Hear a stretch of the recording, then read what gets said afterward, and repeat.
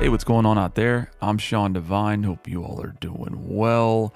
Today I'm in my project studio, and if you're like me, I do not have the luxury of sitting in front of a solid state logic hardware console at this time, but I still need the signature SSL sound for my session in the DAW.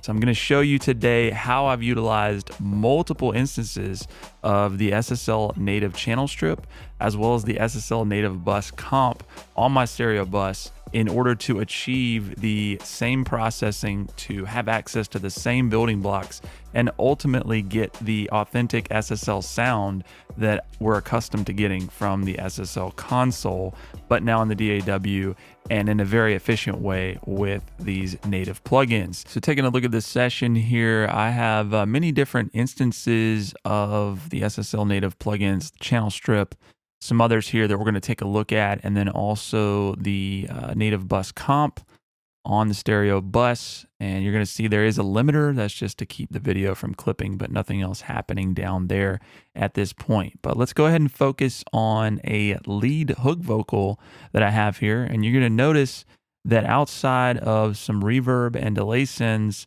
the channel strip is the only plugin on here. And I'm routing a few different vocals throughout the session to this and utilizing the channel strip on different vocal auxes. And so let me play this back. I'll disable it and then enable it so you can hear what's happening. I've been out here praying for my flows. Friends who rooting for you come and go. Oh, oh. Most are staying with me that I know. This music help me deal with all the highs. And I've been out here praying for my flows. Friends who rooting for you come and go. Oh, oh. Most are staying with me that I know.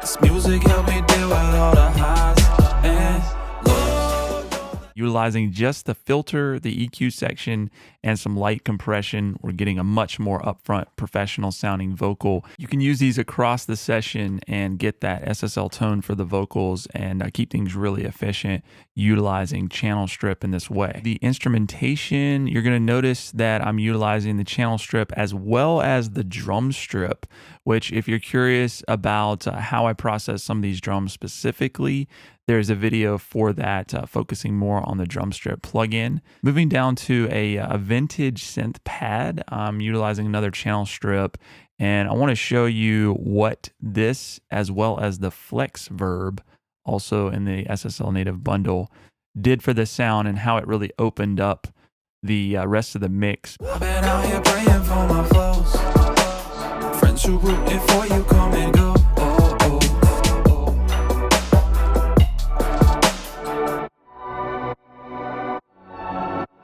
Cool sound, but just eating up a lot of space in the mix. So I just put a channel strip on it.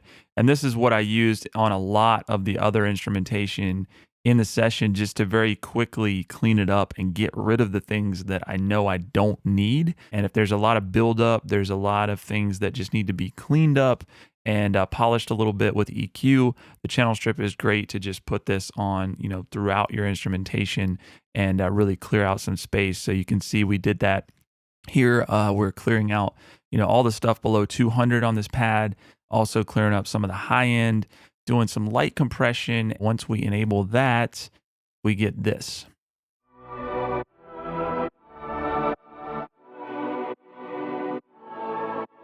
So just clearing out a lot of space, and then we're going to add the flex verb, and this just gave me an ensemble, diffuse sort of spread that worked really well for this sound, so we'll engage that.